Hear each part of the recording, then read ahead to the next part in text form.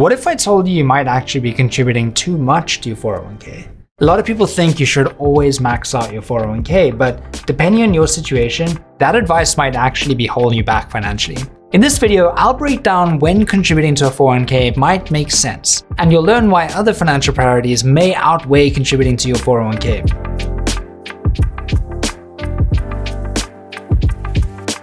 So why wouldn't I pour a ton of money into a 401k? One of the main reasons to consider scaling back is if you don't have a solid financial foundation. There are two ways I've seen this impact high earners. The first is high interest debt. We're talking about credit cards, personal loans, HELOCs, debt that might be charging you 10% or more. Those should probably be your primary focus before you invest heavily in a 401k. Now, I'm not necessarily saying you should stop contributing to your 401k altogether. There's still a strong case to be made for contributing just enough to earn your company match. That's essentially free money that you don't want to leave on the table. And knowing how money compounds over time, having something invested is often better than nothing. However, the match may not be worth it if the interest on your debt is more than the potential returns you could get in the market. The second way this might impact high earners is when they don't have a solid emergency fund in place. If you're single, a common target we've seen is 6 to 9 months worth of expenses saved up in an emergency fund.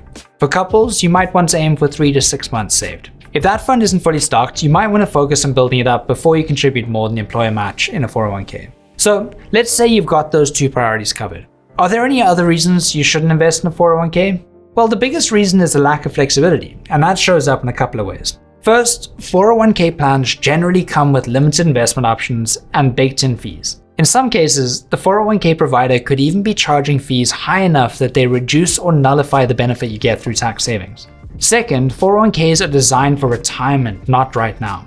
So in most cases, you can only withdraw from them at age 59.5, otherwise the IRAs hits you with a penalty. While you may be able to borrow a small amount against them to fund things like a down payment on a home, it's typically not tax efficient and you're limited by how much you can actually borrow. Now, you may be wondering, why bother with a 401k at all?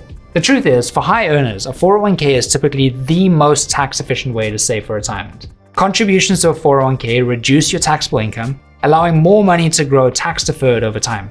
If high earners expect to be in a lower tax bracket in retirement, they're effectively getting a larger tax break today by paying taxes later at a lower rate. But here comes that important trade-off again: flexibility. If you have expensive short-term or medium-term goals like buying a house, taking a sabbatical, or retiring before you turn 59.5, you'll need savings outside of your 401k. So what are some alternatives? If you're deciding between a 401k, an IRA, or a taxable brokerage account, each comes with its own mix of tax benefits and flexibility trade-offs. If you're a high earner, you likely won't qualify for a Roth IRA, and a traditional IRA contribution may not be tax deductible. But that doesn't mean they're completely off the table. You could explore a Backdoor Roth or a Mega Backdoor Roth, where contributions can generally be withdrawn at any time without tax or penalty. However, you can't withdraw the earnings until you're 59.5. With a Backdoor Roth, you make a non-deductible contribution to a traditional IRA and then convert it to a Roth IRA. In 2026, the IRS capped contributions at $7,500 per person under the age of 50. While it's not a huge amount, the assets grow tax-free in a Roth, which may be more efficient than investing in a taxable account. Then there's the Mega Backdoor Roth. This option is only available for certain 401ks, but can be powerful.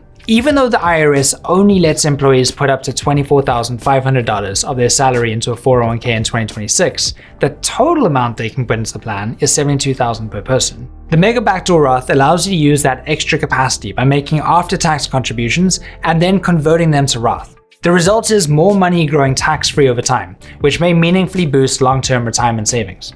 The trade-off with both backdoor strategies is complexity and potential tax consequences.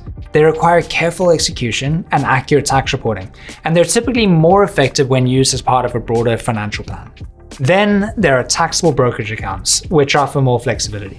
With these, there are no contribution limits or withdrawal age restrictions, and long-term capital gains are often taxed at lower rates than ordinary income. The main takeaway is that while a 401k is powerful, it's not the only way to build wealth. For some people, diversifying across account types can actually improve tax efficiency and flexibility. It all depends on your financial goals, and be sure to consult with your tax professional.